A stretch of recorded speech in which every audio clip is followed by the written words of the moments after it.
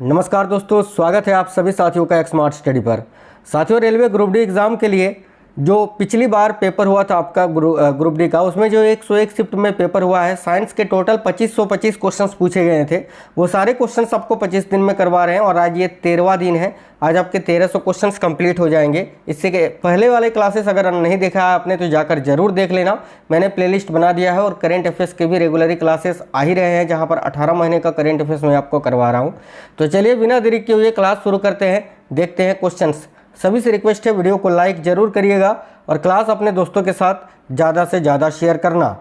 पहला सवाल है, निम्नलिखित में से कौन सा विकल्प संचलन यानी मूवमेंट दर्शाता है लेकिन गमन नहीं दर्शाता? बहुत ही अच्छा सवाल है। कौन सा ऐसा विकल्प है जो मूवमेंट यानी संचलन को तो दर्शाता है लेकिन लोकोमोशन यानी गमन नहीं दर्शाता है? देखो, पक्षी क्या गमन दर्शाता है? पक्षी गमन दर्शाता है, मूवमेंट दर्शाता है। बिल्कुल, पक्षी एक जगह से दूसरे जगह जा सकता है, कुत्ता भी जा सकता है, भाई मानव भी जा सकता है, अपने हाथ पैर हिला सकते हैं, एक जगह से दूसरे जगह जा सकते हैं। क्या पौधे एक जगह से दूसरे जगह जा सकते हैं? यहाँ पर मान लेते हैं कोई एक पेड़ है, तो क्या ये यहाँ से उठकर यहाँ पर आ सकता है? नहीं। तो option number D correct answer होगा, पौधे। चलिए आगे देखिए, अगला सवाल है, दूरदृष्टिता यानी हाइपरमेट्रोपिया के दोष को निम्नलिखित में से किसके उपयोग से ठीक किया जा सकता है? मैंने आपको कई बार बताया है कि साथियों, दूरदृष्टि दोष को हाइपरमेट्रोपिया बोलते हैं। इसके उपचार के लिए उत्तल लेंस का प्रयोग करते हैं, और जो निकट दृष्टि दोष होता है उसको मायोपिया बोलते हैं, जिसके उपचार के लिए अवतल लेंस का प्रयोग करते हैं। देखो, दूरदृष्टि दोष में होता यह है कि इसमें दूर की वस्तु तो दिखाई देती है लेकिन निकट की नहीं दिखाई देती, और निकट दृष्टि दोष में होता यह है कि निकट की वस्तु तो दिखाई देती है लेकिन दूर की नहीं, उल्टा होता है। तो इस क्वेश्चन का करेक्ट आंसर होगा ऑप्शन नंबर सी, उत्तल लेंस। आगे देखो, निम्नलिखित में से कौन सा पोषक तत्व एक बृहत पोषक यानी मैक्रोन्यूट्रिएंट है? बताइए, कौन सा एक मैक्रोन्यूट्रिएंट है भाई, जिसको पौधों को अत्यधिक मात्रा में आवश्यकता होती है? जिंक, आयरन और कॉपर, ये तीनों मैक्रो नहीं माइक्रो है, माइक्रो, ठीक है, माइक्रोन्यूट्रिएंट है। लेकिन पोटेशियम जो है ना, पोटेशियम, नाइट्रोजन, ये सभी जो है पौधे को अधिक मात्रा में चाहिए, ये बृहत पोषक होते हैं। तो option number D correct answer होगा, पोटेशियम। आगे देखिए, अगला सवाल है, यदि 20 न्यूटन का एक नियत बल किसी पिंड को समान दिशा में 5 मीटर के विस्थापन तक गतिमान करता है तो किया गया कार्य क्या होगा? अब देखो, बहुत ही अच्छा सवाल है भाई।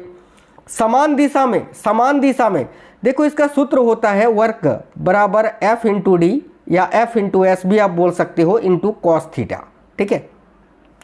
तो यहाँ पर जो है ना साथियों, बेसिकली सीधी रेखा में समान दिशा में चल रहा है तो cos 180 डिग्री, जिसका मान 1 होता है। तो यहाँ पर जो है ना आप डायरेक्टली ये इसको नहीं लगाओ। देखो, जब ये लंबावत कार्य करता है ना, तब cos थीटा का मान यहाँ पर cos 90 डिग्री होता है। 90 डिग्री के एंगल में जब किया गया कार्य होता है तो ये cos 0 हो जाएगा। 90 डिग्री का मान कितना होता है? 0, तब ओवरऑल मान आपका 0 आता है। लेकिन जब भी बोले समान दिशा में तो हमेशा cos थीटा का जो मान होता है वो एक ही आता है आपका निकल के। तो बेसिकली आप यही याद रखना कि वर्क बराबर F इंटू डी।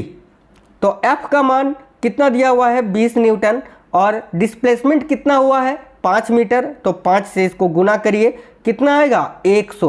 100 जूल आएगा, क्योंकि कार्य की इकाई जूल होती है। तो देखो, 100 जूल ऑप्शन नंबर ए इस क्वेश्चन का करेक्ट आंसर होगा। आगे देखिएगा, यदि स्थिर आयतन पर किसी गैस का तापमान बढ़ाया जाता है तो दाब पर क्या प्रभाव पड़ता है? बहुत ही अच्छा सवाल है। देखो, यहाँ पर स्थिर तापमान लिखा है, यहाँ पर इसको ध्यान देना। अब एक चीज याद रखना, जब भी स्थिर आयतन पर किसी गैस का तापमान बढ़ाया जाता है तो दाब भी बढ़ता है। दाब क्या होता है? बढ़ता है। दाब का मात्रक क्या होता है? पास्कल, याद रखेंगे। अगला सवाल है, चिकनी पेशियों के संबंध में कौन सा कथन सही है? देखो, ये चिकनी पेशियाँ जो होती है, चिकनी मांसपेशियाँ, ये जो कि बेसिकली एक टिश्यू होता है, उत्तक होता है। आपको बताना है कि चिकनी पेशियों के संबंध में कौन सा कथन सही नहीं है, ठीक है।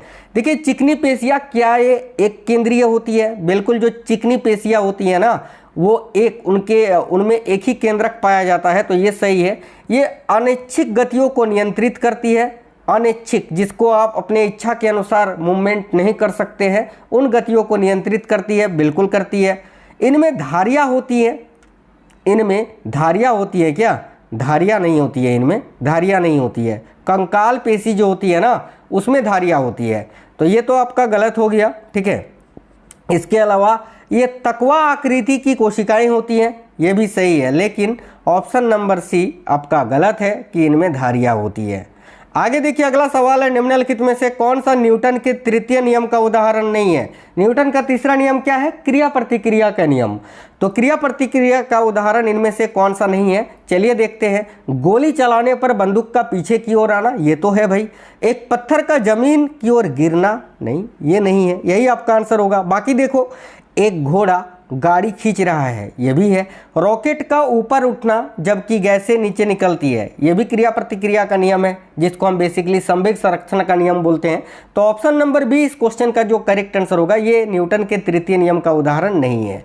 आगे देखिए, ध्वनि संचरण के संबंध में निम्नलिखित में से कौन सा कथन सही है? ए में लिखा है, ध्वनि ठोसों की तुलना में गैसों में अधिक तेजी से चलती है। गलत। देखो, ध्वनि जो है ना, सबसे अधिक ठोस में चलता है भाई, सबसे अधिक जो है ठोस में चलता है। उसके बाद द्रव में इसकी चाल अधिक होती है और सबसे कम गैस में होती है, ठीक है। तो ये उल्टा लिखा हुआ है, तो ये तो गलत कथन है, आपको सही चुनना है। ध्वनि निर्वात में यात्रा कर सकती है क्या? बिल्कुल गलत। ध्वनि निर्वात को पार ही नहीं कर सकती है। निर्वात में जहां पर वायुमंडल नहीं होगा वहां पर ध्वनि सुना ही नहीं देगी, बिल्कुल सुनाई नहीं देती है, जैसे कि चंद्रमा। ऑप्शन नंबर सी में लिखा है, ध्वनि संचरण के लिए माध्यम की आवश्यकता होती है। बिल्कुल। देखो, ध्वनि को संचरण के लिए माध्यम की आवश्यकता होती है, बिना माध्यम के ये गमन नहीं कर सकता, ठीक है। डी में लिखा है, ध्वनि वायु में अनुप्रस्थ तरंगों के रूप में चलती है। गलत, क्योंकि ध्वनि वायु में अनुप्रस्थ नहीं, अनुदैर्घ्य तरंगों के रूप में चलती है। अनुप्रस्थ तरंग के रूप में कौन चलता है? प्रकाश। और प्रकाश की चाल सबसे अधिक कहाँ होती है? निर्वात में। निर्वात में कितनी चाल होती है? तो 3 × 10⁸ मीटर पर सेकंड। याद रखेंगे, तो इस क्वेश्चन का आंसर ऑप्शन नंबर सी हो जाएगा। आगे देखिएगा, विभवांतर के एसआई मात्रक 1 वोल्ट को किस रूप में परिभाषित किया जाता है? विभवांतर का एसआई मात्रक बेसिकली वोल्ट होता है, सभी को पता है। तो विभवांतर के एसआई मात्रक 1 वोल्ट को किस रूप में परिभाषित किया जाता है? Option number A correct answer होगा। 1 कूलम आवेश को स्थानांतरित करने में 1 जूल कार्य किया जाए। ऑप्शन नंबर ए आपका करेक्ट होगा। आगे देखिए, किसी तत्व के परमाणु क्रमांक की सही परिभाषा क्या है? मैंने कई बार आपको पढ़ाया है कि साथियों देखो, हाइड्रोजन का परमाणु क्रमांक 1 होता है, क्योंकि हाइड्रोजन में प्रोटॉन की संख्या 1 होता है। हीलियम में प्रोटॉन की संख्या 2 होती है, इसीलिए हीलियम की परमाणु संख्या भी 2 होती है। लिथियम में प्रोटॉन की संख्या आपकी 3 होती है, इसीलिए इसका परमाणु संख्या 3 होता है। इसी तरह आगे के सभी तत्वों में ये नियम आपका लागू होता है। तो बेसिकली आप इससे क्या समझे कि किसी भी तत्व में जितनी प्रोटॉन की संख्या होगी उस तत्व का उतना ही एटॉमिक नंबर यानी परमाणु संख्या होगा। तो यहाँ पर देखो, किसी तत्व के परमाणु क्रमांक की सही परिभाषा क्या है? नाभिक में न्यूट्रॉनों की संख्या, नहीं। प्रोटॉन और न्यूट्रॉनों की कुल संख्या, नहीं, ये तो द्रव्यमान संख्या हो जाएगा। 72 कोष में इलेक्ट्रॉनों की संख्या, नहीं। नाभिक में प्रोटॉनों की संख्या। ऑप्शन नंबर डी इस क्वेश्चन का करेक्ट आंसर हो जाएगा। आगे देखिए, अगला सवाल है, पृथ्वी द्वारा चंद्रमा पर लगाया गया परिकलित गुरुत्वाकर्षण बल कितना होता है? इसको आप याद कर लीजिए, नोट कर लीजिए या रट लीजिए, जो आप कर सकते हैं, क्योंकि इसको निकालने का ट्रिक जो है कुछ है नहीं। देखो, पृथ्वी द्वारा चंद्रमा पर लगाया गया जो परिकलित गुरुत्वाकर्षण बल होता है ना, वो क्या होता है भाई? तो 2.02 × 10⁻20 न्यूटन। ये 10⁻20 है साथियों, बेसिकली ये जो आपको 2 नीचे दिख रहा है ना, ये इस प्रकार से है 10⁻20 न्यूटन। तो ऑप्शन नंबर ए इस क्वेश्चन का करेक्ट आंसर हो जाएगा। पृथ्वी द्वारा चंद्रमा पर लगाया गया परिकलित गुरुत्वाकर्षण बल कितना है? तो 2.02 × 10⁻20 न्यूटन। ये आपको याद रखने में ही भलाई है। आगे देखो, इथेनॉल के ऑक्सीकरण के दौरान क्या होता है? बताइए, इथेनॉल जब ऑक्सीकृत किया जाता है तो उसके दौरान क्या होता है? तो इथेनॉल के ऑक्सीकरण के दौरान एथेनोइक अम्ल में इसको परिवर्तित किया जाता है, या एथेनोइक अम्ल में ये परिवर्तित हो जाता है। तो option number C correct answer है। निम्नलिखित में से कौन सा पादप उत्तक परिपक्व होने पर मृत्यु हो जाता है?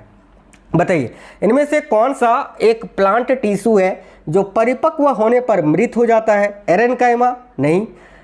स्क्लेरेनकाइमा? बिल्कुल। आप बोलोगे बिल्कुल सही है। स्क्लेरेनकाइमा की जो कोशिकाएं होती है ना, वो डेड सेल होती है, मृत कोशिकाओं से बनी होती है। एग्जाम्पल के तौर पर जो कोकोनट हस्क होता है ना, नारियल की जो भूसी, देखो नारियल हो गया, अखरोट हो गया, आप देखे होंगे उनका जो आवरण होता है, बाहरी आवरण काफ़ी सख्त होता है। तो बेसिकली ये जो स्क्लेरेनकाइमा उत्तक होता है, इनको कठोरता प्रदान करता है, ठीक है, इनको कठोर यानी दृढ़ बनाता है। और इनमें जो कोशिकाएं होती हैं वो डेड सेल होती हैं, यानी मृत कोशिकाएं होती हैं। तो ऑप्शन नंबर बी आपका करेक्ट आंसर होगा। निम्नलिखित में से कौन सी धातु तनु हाइड्रोक्लोरिक अम्ल के साथ अभिक्रिया करके हाइड्रोजन गैस उत्पन्न करती है? तो देखिएगा, जिंक साथियों, ठीक है। जिंक जब तनु हाइड्रोक्लोरिक अम्ल के साथ अभिक्रिया करती है तो इस अभिक्रिया के दौरान हाइड्रोजन गैस आपका उत्पन्न होगा, बिल्कुल होगा। ये जिंक क्लोराइड आपका बन जाता है, जिंक क्लोराइड, और हाइड्रोजन गैस बाहर निकलता है। तो हाइड्रोजन गैस उत्पन्न होता है जब HCl जिंक के साथ अभिक्रिया करता है। तो option number A correct answer होगा। आगे देखिए, कार्बन की बहुमुखी प्रकृति का वर्णन कौन से कथन करते हैं? बताइए, कार्बन की बहुमुखी प्रकृति का वर्णन कौन से कथन कर रहे हैं? देखो, ए में लिखा हुआ है अन्य कार्बन परमाणुओं के साथ आबंध बनाकर बड़े अणु बनाना, बिल्कुल। अन्य कार्बन परमाणुओं के साथ दोहरा आबंध बनाना, बिल्कुल। ऑक्सीजन, नाइट्रोजन, सल्फर, हाइड्रोजन आदि के साथ आबंध बनाना, बिल्कुल। यानी ऑप्शन नंबर बी, ए, बी और सी तीनों। वीडियो को अगर आपने लाइक नहीं किया है तो जरूर लाइक करिएगा। इसी तरह के मैंने ऑलरेडी 1200 क्वेश्चन आपको करा दिया है। आज आपके 1300 क्वेश्चन इस वीडियो से हो जाएंगे। बाकी पूरे 2500 क्वेश्चंस आप जो है ऐसे ही आपका कब खत्म हो जाएगा आपको पता ही नहीं चलेगा। देखो, जब निषेचन मादा शरीर के भीतर होता है तो उसे क्या कहते हैं? निषेचन मादा शरीर के भीतर होता है, जैसे कि कुत्ते हो गए, बिल्ली हो गए, भाई हम मनुष्य हो गए, इन सभी में जो निषेचन होता है वो मादा शरीर के भीतर ही होता है। इसको हम क्या बोलते हैं? इसको आंतरिक निषेचन बोलते हैं। आप बोलोगे सर बाहरी निषेचन किस में होता है? तो मछली में, मछली में बाहरी निषेचन होता है, ठीक है। तो option number B correct answer होगा, इसमें आंतरिक निषेचन होता है, याद रखना। अगला सवाल है, अभिकथन ए और कारक आर। देखिए, अभिकथन ए और कारण आर के आधार पर सही विकल्प चुनिए। देखो, जहां पर अभिकथन ए में लिखा हुआ है कि यदि कोई पदार्थ अभिक्रिया के दौरान ऑक्सीजन खो देता है तो वह अपचयित कहलाता है, बिल्कुल। यदि कोई पदार्थ अभिक्रिया के दौरान अगर ऑक्सीजन खो देगा तो वह अपचयित ही कहलाएगा, सही है। आर लिखा हुआ है, अपचयन को हाइड्रोजन की प्राप्ति या ऑक्सीजन की हानि के रूप में परिभाषित किया जाता है, बिल्कुल सही है। यानी ऑप्शन नंबर बी, ए और आर दोनों सही है तथा आर ए की सही व्याख्या है। अगला सवाल है, थायरॉक्सिन की अनुपस्थिति में चयापचय गतिविधियों पर क्या प्रभाव पड़ता है? बताइए, थायरॉक्सिन की अनुपस्थिति में चयापचय गतिविधियों पर क्या प्रभाव पड़ता है? याद रखना, ये अनियंत्रित रूप से तेज हो जाती है, अनियंत्रित रूप से तेज हो जाती है भाई। नहीं, दिख रही है, अनियंत्रित रूप से तेज हम नहीं कर सकते हैं। देखो, इसको हम ये कर सकते हैं कि धीमी या असंतुलित हो जाती है, माफी चाहते हैं। देखो, धीमी या ये असंतुलित हो जाते हैं, ये आपका सही होगा कि थायरॉक्सिन की अनुपस्थिति में चयापचय गतिविधियों पर क्या प्रभाव पड़ता है? तो ये धीमी हो जाती है या असंतुलित हो जाती है, ये हम कह सकते हैं। आगे देखिए, मीनू विराम अवस्था से साइकिल चलाकर 25 सेकंड में 5 मीटर प्रति सेकंड की चाल प्राप्त करता है तो उसका त्वरण क्या होगा? अब देखो, बेसिकली अगर त्वरण ही आपको निकालना है तो गति का पहला समीकरण जो कि v = u + at लगाकर भी आप निकाल सकते हैं, या फिर त्वरण बराबर क्या होता है, एक्सेलेरेशन बराबर क्या होता है, final minus initial upon time, यानी अंतिम वेग माइनस प्रारंभिक वेग बट्टे समय। तो अंतिम वेग, देखो यहाँ प्रारंभिक वेग बोला है क्योंकि देखो मीनू विराम अवस्था से, यानी u का मान आपका 0 है और 25 सेकंड में टाइम आपको दे के रखा है 25 सेकंड, और देखो 5 मीटर प्रति सेकंड की चाल प्राप्त कर लेती है, यानी ये अंतिम वेग है। v बराबर 5 मीटर प्रति सेकंड दे के रखा है, तो आसानी से त्वरण निकाल लोगे ना, v - u/t, तो भी का मान आपको दे के रखा है कितना, भी का मान आपको दे के रखा है 5, यू का मान है आपका 0/25। तो इसको सॉल्व करिए। तो 5/25 बेसिकली आप करोगे तो 0.2 मीटर प्रति सेकंड ही तो आएगा। बताओ आज के बाद कभी भी त्वरण निकालने के लिए बोले तो क्या आपका गलती होगा? नहीं होगा। Option number B correct answer होगा। इसको आप वो गति के पहले समीकरण से भी निकाल सकते थे, लेकिन ये डायरेक्ट निकल रहा है, उसमें भी यही होगा। आगे देखो, अगला सवाल है, लड़कों में यौन परिपक्वता को कौन सा हार्मोन प्रेरित करता है? बताइए, लड़कों में जो यौन परिपक्वता होता है इसको कौन सा हार्मोन प्रेरित करता है? भाई टेस्टोस्टेरोन। टेस्टोस्टेरोन करेक्ट आंसर है, ऑप्शन नंबर सी। अगला सवाल है, सूत्र इकाई द्रव्यमान की सही परिभाषा क्या होती है? बताइए। ए में लिखा है किसी यौगिक के 1 मोल का द्रव्यमान नहीं, किसी अणु में सभी परमाणुओं के परमाणु द्रव्यमान का योग नहीं, किसी आयनिक यौगिक में आयनों के परमाणु द्रव्यमानों का योग। ये आपका सही होगा, ऑप्शन नंबर सी। अगला है, गर्भ निरोधक गोलियों के संबंध में कौन सा कथन गलत है? भाई कौन सा कथन गलत है? ए में लिखा है कुछ उपयोगकर्ताओं में अनियमित रक्तस्राव या मतली हो सकती है। बिल्कुल इसके नियमित उपयोग से ये हो सकता है। ये यौन संचारित संक्रमणों से बचाती है क्या? नहीं। सी में लिखा है ये सिंथेटिक हार्मोन होते हैं जो मतलब कि जो अंडे बनते हैं उसको रोकते हैं। बिल्कुल सही है। सही तरीके से लेने पर यह प्रभावी गर्भ निरोधक है। ये भी सही है, लेकिन बी गलत है। ये यौन संचारण संक्रमणों से नहीं बचाती है। भाई बी आपका इस कथन ये गर्भ निरोधक गोलियों को लेकर गलत बात कही गई है। बी आपका करेक्ट आंसर होगा। कार्बनिक यौगिकों में सहसंयोजक आबंध क्यों बनाता है? बताइए, बहुत ही अच्छा सवाल है कि कार्बन जो है कार्बनिक यौगिकों में सहसंयोजक आबंध क्यों बनाता है? बहुत ही अच्छा सवाल है। Option number A correct answer होगा। बाह्य कोश में 4 इलेक्ट्रॉन होते हैं और वह उन्हें साझा करते हैं, जिससे वो सहसंयोजक आबंध बनाते हैं। ऑप्शन नंबर ए आपका करेक्ट आंसर होगा। निम्नलिखित में से कौन सा कथन सही नहीं है? ए में लिखा है प्रकीर्णन प्रकाश की तरंगदैर्घ्य पर निर्भर करती है। ये तो सही है। छोटी तरंगदैर्घ्य अधिक प्रकीर्णित होती है। ये भी सही है। टिंडल प्रभाव से कोलाइड का पता लगाया जा सकता है। बिल्कुल सही है। डी में लिखा है आकाश नीला दिखाई देता है क्योंकि वायु नीले प्रकाश को अवशोषित कर लेती है, नहीं प्रकीर्णित करती है। प्रकीर्णन के कारण नीला दिखाई देता है। ये गलत लिखा हुआ है, तो ये आपका गलत। ऑप्शन नंबर डी आपका करेक्ट आंसर हो जाएगा। गलत ही चुनना था। यदि किसी तार की लंबाई को दोगुनी कर दिया जाए तथा आयतन को स्थिर रहे तो उसका नया प्रतिरोध क्या हो जाएगा? 4R हो जाएगा, 4R। भाई ऑप्शन नंबर ए आपका करेक्ट आंसर है। अगला 20 सेंटीमीटर फोकस दूरी वाले अवतल दर्पण द्वारा निर्मित प्रतिबिंब वास्तविक, उल्टा और वस्तु के आकार से बड़ा होता है। ठीक है, तो वस्तु की स्थिति के बारे में निम्नलिखित में से कौन सा कथन सही है? अब देखो, फोकस दूरी आपको दे के रखा 20 सेंटीमीटर। ठीक है, और अवतल दर्पण द्वारा निर्मित प्रतिबिंब जो कि वास्तविक है, उल्टा है और वस्तु के आकार से बड़ा होता है। तो वस्तु की स्थिति के बारे में कौन सा कथन सही है? अब देखिए, अवतल दर्पण में वस्तु का आकार बड़ा कब होता है? कब होता है? जब वस्तु को जो है ना ध्रुव से देखो 10 सेंटीमीटर की दूरी, माफ करना, जब वस्तु को दर्पण के ध्रुव से 20 सेंटीमीटर और 40 सेंटीमीटर जो कि इसका ये होगा, अगर फोकस दूरी आपका 20 सेंटीमीटर है तो भाई जो वक्रता केंद्र होगा वो 40 सेंटीमीटर हो जाएगा। तो इन दोनों के बीच में जब रखा जाएगा तभी वो बड़ी होगी ना। तो ऑप्शन नंबर सी करेक्ट होगा।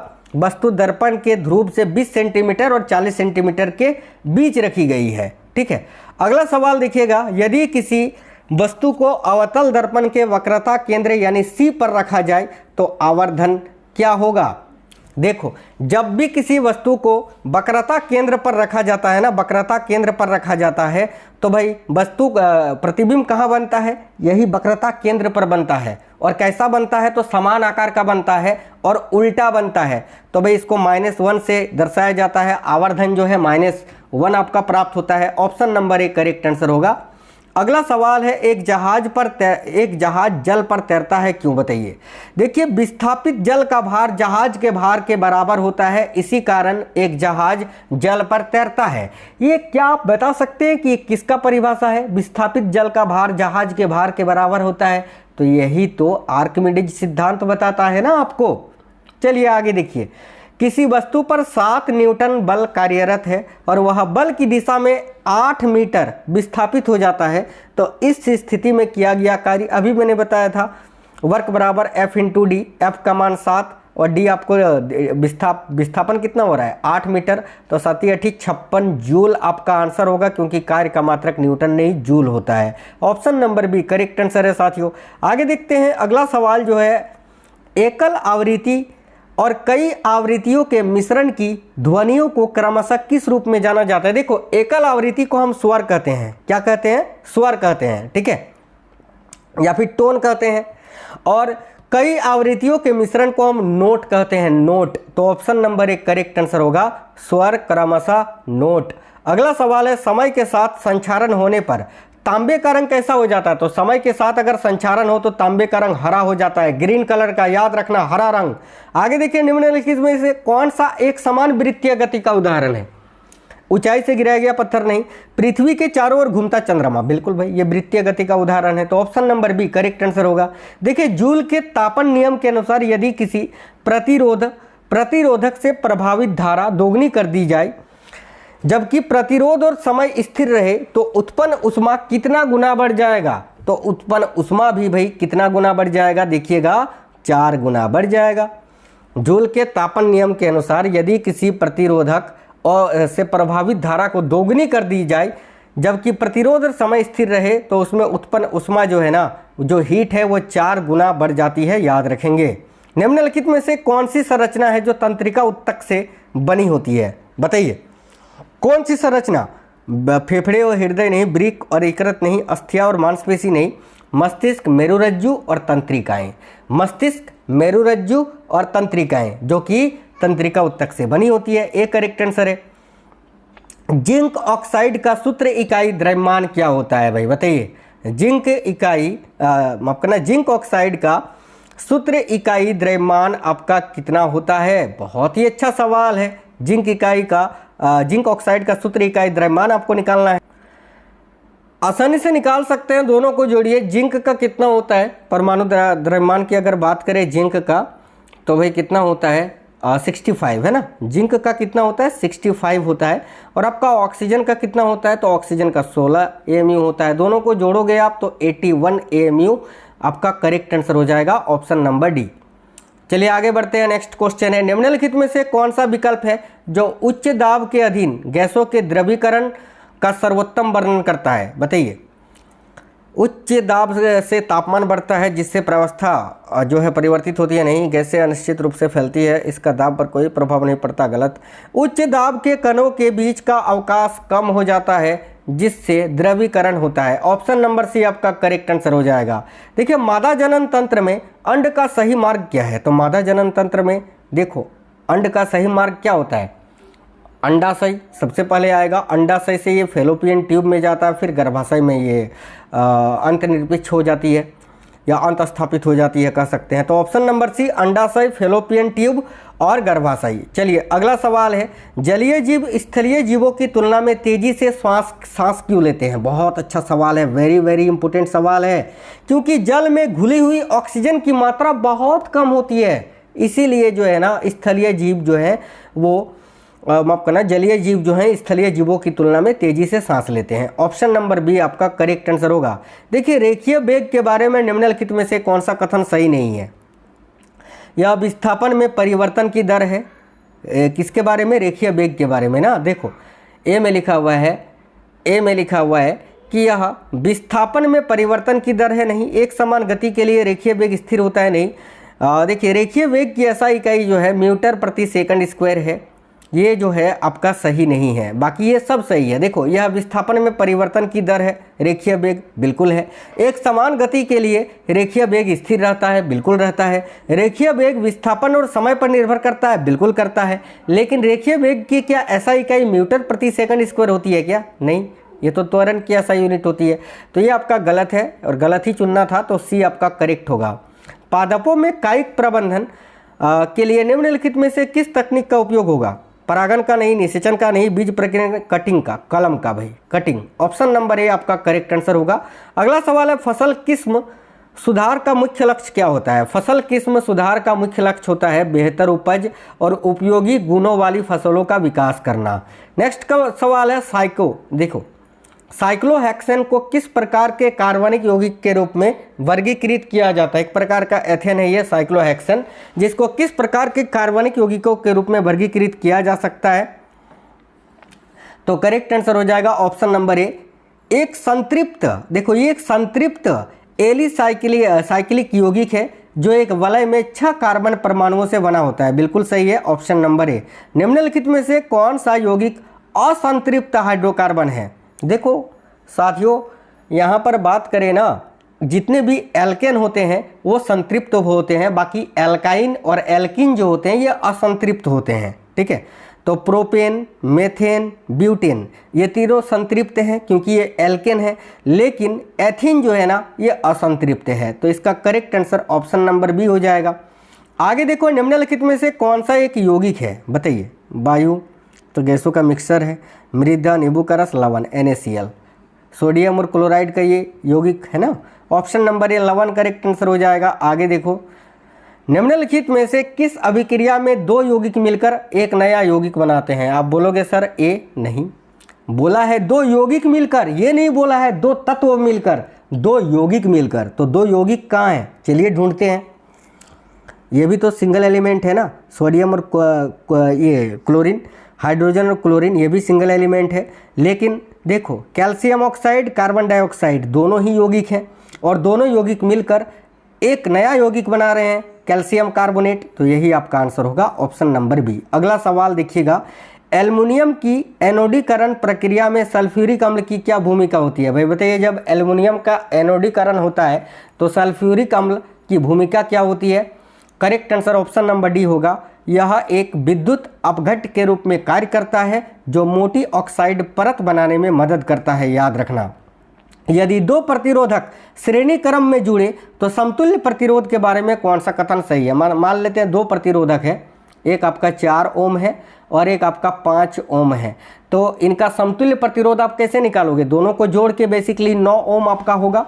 तो क्या होगा बेसिकली यहाँ पर कौन सा कथन समतुल्य प्रतिरोध क्या होगा, यही आपको बताना है। क्या पहले बढ़ेगा फिर घटेगा? नहीं यार, ऐसा कैसे होगा? हमेशा बढ़ेगा, घटेगा कैसे? बढ़ेगा ही ना। Option number D correct answer होगा, बढ़ेगा। आगे देखिए, निम्नलिखित में से क्या बिना किसी युग्म के केवल एक जनक द्वारा जनन का वर्णन करता है? बताइए। एक जनक द्वारा यानी अलैंगिक प्रजनन कौन करता है? इनमें से अलैंगिक प्रजनन कौन करता है? मेढक नहीं, स्तनधारी नहीं, पुष्पीय पौधों नहीं, अमीबा। अमीबा में द्विखंडन ये केवल एक जनक यानी अलैंगिक प्रजनन का उदाहरण है। तो यही आपका आंसर होगा ऑप्शन नंबर ए। निम्नलिखित में से कौन सी उपकला श्वसन मार्ग के स्तर के साथ श्लेष्मा की गति में सहायक होती है? तो जो सिलिएटेड होगा। पचमा, देखो पचमा, भाई यार बड़ा ही अजीबो गरीब नाम है, स्तंभाकार उपकला उत्तक। ठीक है, याद रखना। ऑप्शन नंबर ए आपका करेक्ट आंसर होगा। सिलिएटेड ये सिलिएटेड एपिकल टिश्यू होता है ना आपका। ऑप्शन नंबर ए आपका करेक्ट आंसर हो जाएगा, सही है। आगे देखो, एक रोगी अपना बायां हाथ हिलाने में असमर्थ है लेकिन मस्तिष्क स्कैन में कोई क्षति नहीं दिखाई देती है। तंत्रिका तंत्र का कौन सा भाग प्रभावित होने की सबसे अधिक संभावना होगी? तो परिधीय तंत्रिका तंत्र। ऑप्शन नंबर डी इस क्वेश्चन का करेक्ट आंसर होगा। प्रतिवर्ती चाप में निम्नलिखित में से कौन सा आवेग के सही पथ को निरूपित करता है? तो सबसे पहले ग्राही जो है संकेत मेरुरज्जु को भेजती है। ठीक है, ग्राही जो है संकेत आपका मेरुरज्जु को भेजती है। ये दोनों तो आपका आंसर नहीं होगा। उसके बाद ये प्रेरक न्यूरॉन में जाता है, फिर ये पेशी में आता है। तो ऑप्शन नंबर ए आपका करेक्ट होगा। ग्राही, मेरुरज्जु, प्रेरक न्यूरॉन, फिर पेशी। नेक्स्ट सवाल है, साबुन के अणु निर्मलन क्रिया करने के लिए स्वयं को किस रूप में व्यवस्थित करते हैं? भाई मिसेल के रूप में। मिसेल करेक्ट आंसर हो जाएगा। एक लेंस की क्षमता किसके व्युत्क्रम के रूप में व्यक्त की जाती है? तो एक लेंस की क्षमता जो है ना उसकी फोकस दूरी के व्युत्क्रम के रूप में व्यवस्थित की जाती है। तो उसकी फोकस दूरी के। अगला है, वह प्रमुख अनुभूति क्या है जो प्राकृतिक संसाधनों के अधीन संधारणीय उपयोग की ओर ले जाता है? बताइए, वह प्रमुख अनुभूति क्या है जो प्राकृतिक संसाधनों के अधीन संधारणीय उपयोगों की ओर ले जाती है? तो देखिए ऑप्शन नंबर सी करेक्ट होगा। स्वार्थी शोषण में पर्यावरणीय क्षति और विपदा आती है। Option number C correct answer होगा। विस्थापन अभिक्रिया के पीछे प्राथमिक रासायनिक सिद्धांत क्या होता है? बहुत ही अच्छा सवाल है। ऑप्शन नंबर डी, एक तत्व यौगिक से दूसरे तत्वों को विस्थापित करता है। ऑप्शन नंबर डी करेक्ट होगा। अगला है, किसी चालक का प्रतिरोध किस पर निर्भर करता है? तो भाई लंबाई, अनुप्रस्थ काट का क्षेत्रफल, चालक का पदार्थ और तापमान, इन सभी पर। तो option number C correct answer है।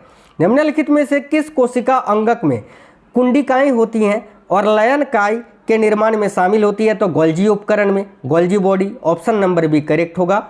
अगला है, 1 केजी द्रव्यमान का एक गुटका x मीटर ऊंची इमारत से गिराया जाता है। यदि वह 20 मीटर प्रति सेकंड के वेग से भूमि से टकराता है तो x का मान क्या होगा? जहां g बराबर 10 मीटर प्रति सेकंड स्क्वायर लेना है।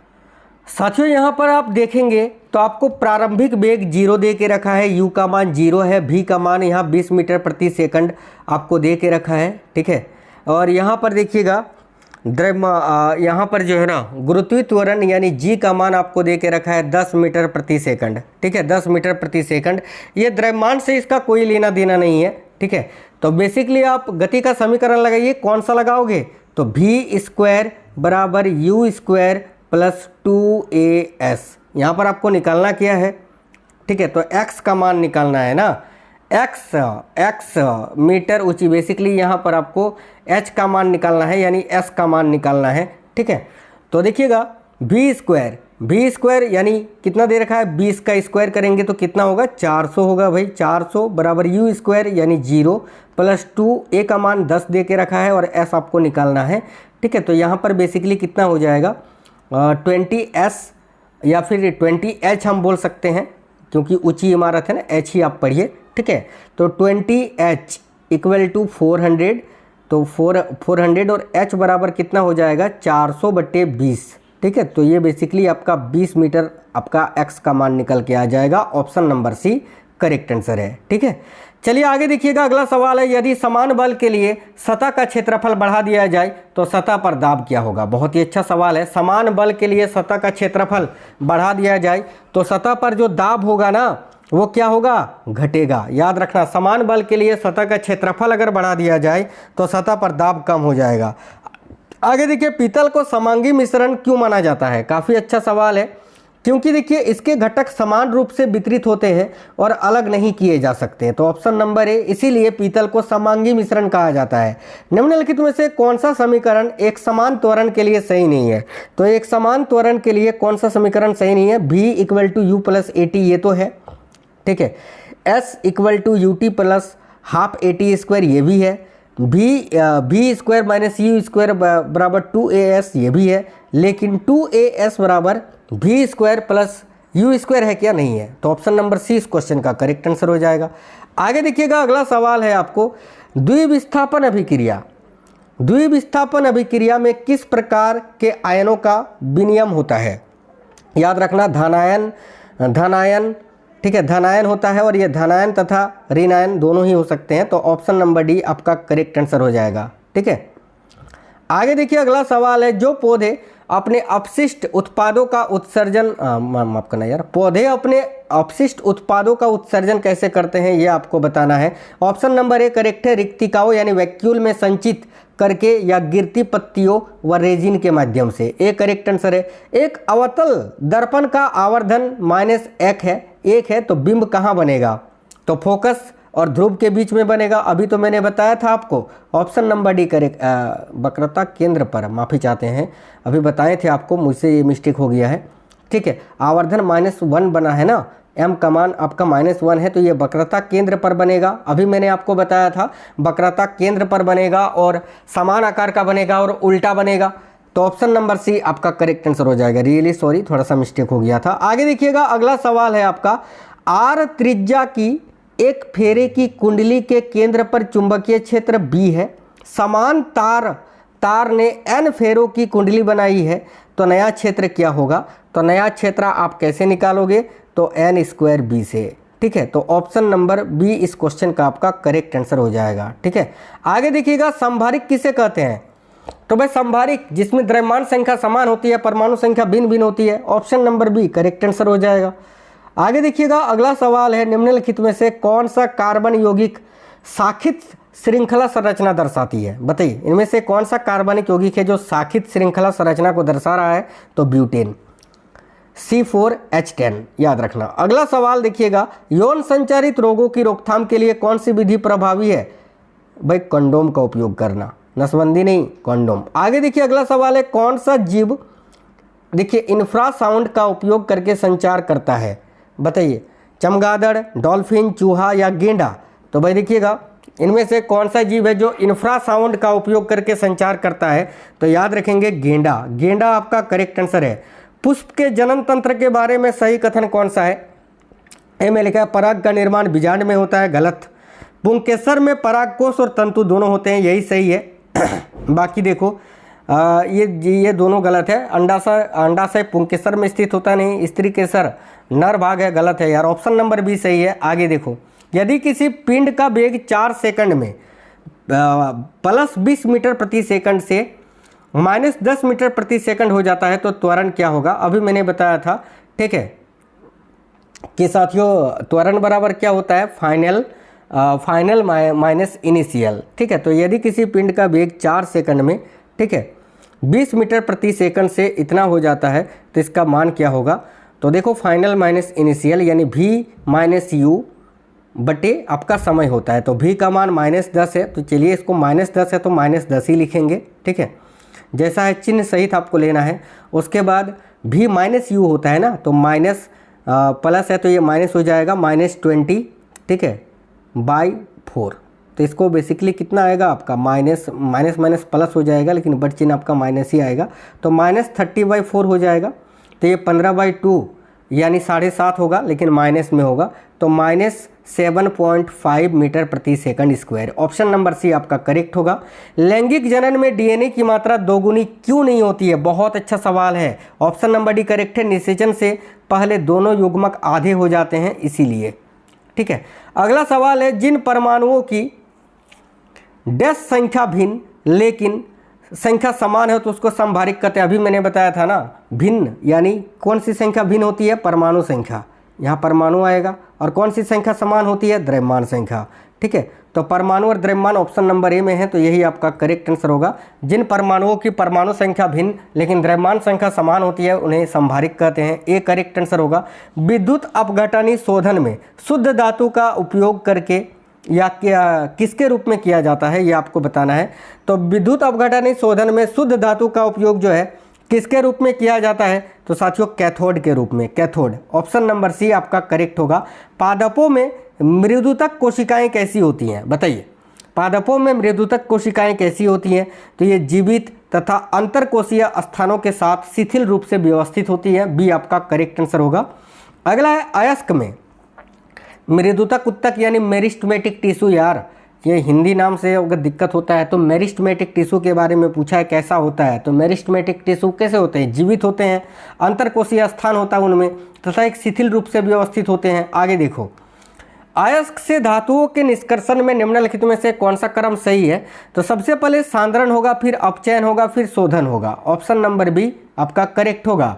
निम्नलिखित में से कौन सा विकल्प है जो पिंड पर कार्यरत बल F, किए गए कार्य W और बल की दिशा F के बीच सही संबंध को दर्शाता है? अभी मैंने 2-3 न्यूमेरिकल भी आपको कराया था कि वर्क बराबर F इंटू डी, डी यानी डिस्प्लेसमेंट को आप S भी लिख सकते हैं, तो W equal to F into S कहीं पर है? बिल्कुल है, ऑप्शन नंबर सी में, तो यही आपका आंसर होगा।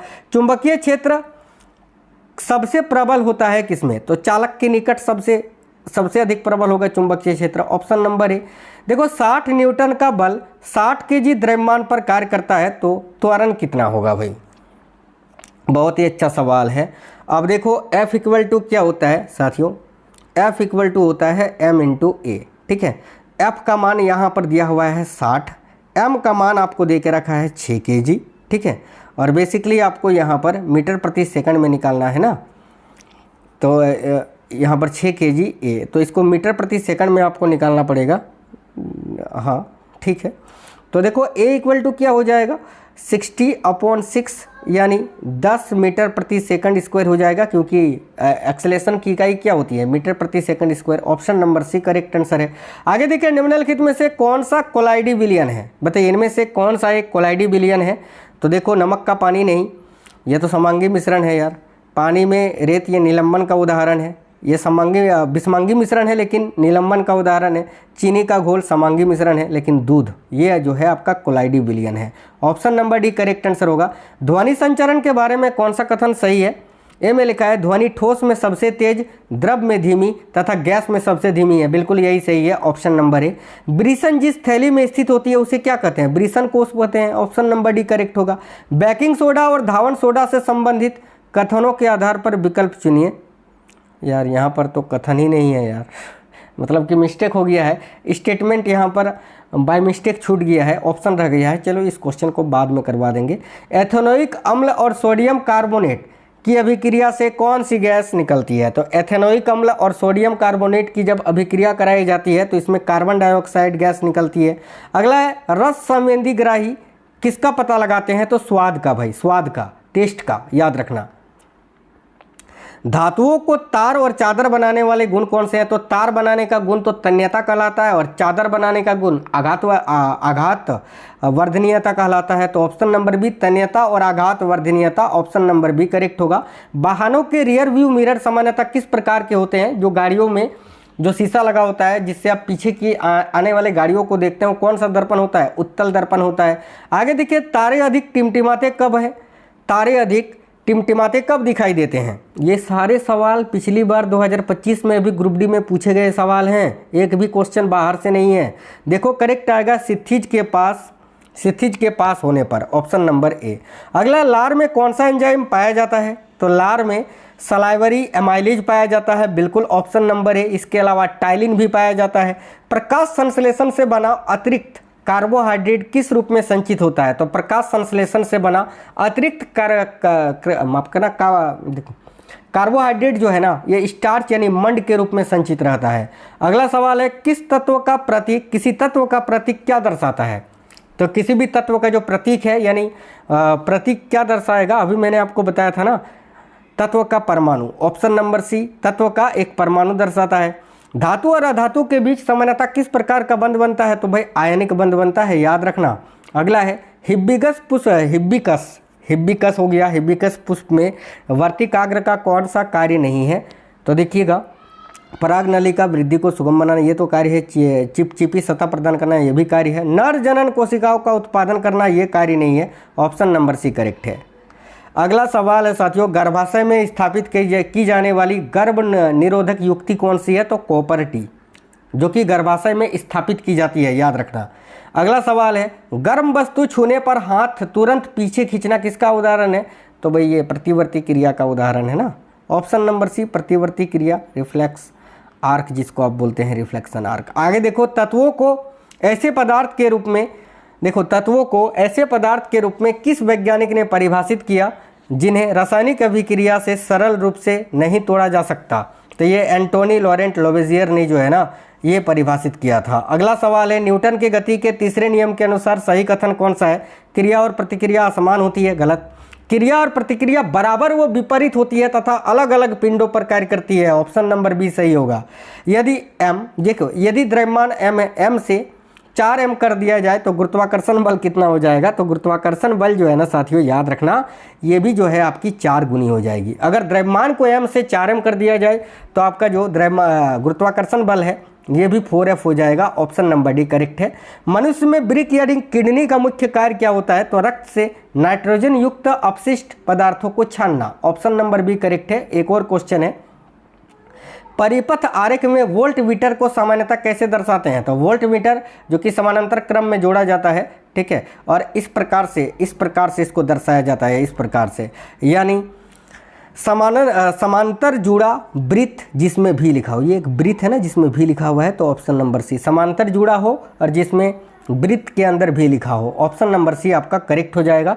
तो साथियों उम्मीद करते हैं आपको क्लास पसंद आई है। इससे के पहले के क्लासेस भी जाकर देख लो। कल मैंने बहुत ही इंपॉर्टेंट 2026 के करंट अफेयर्स के टॉप 100 क्वेश्चंस कराए थे। अगर नहीं देखा है तो जाकर देख लेना। वीडियो को लाइक करना, ज़्यादा से ज़्यादा शेयर करना।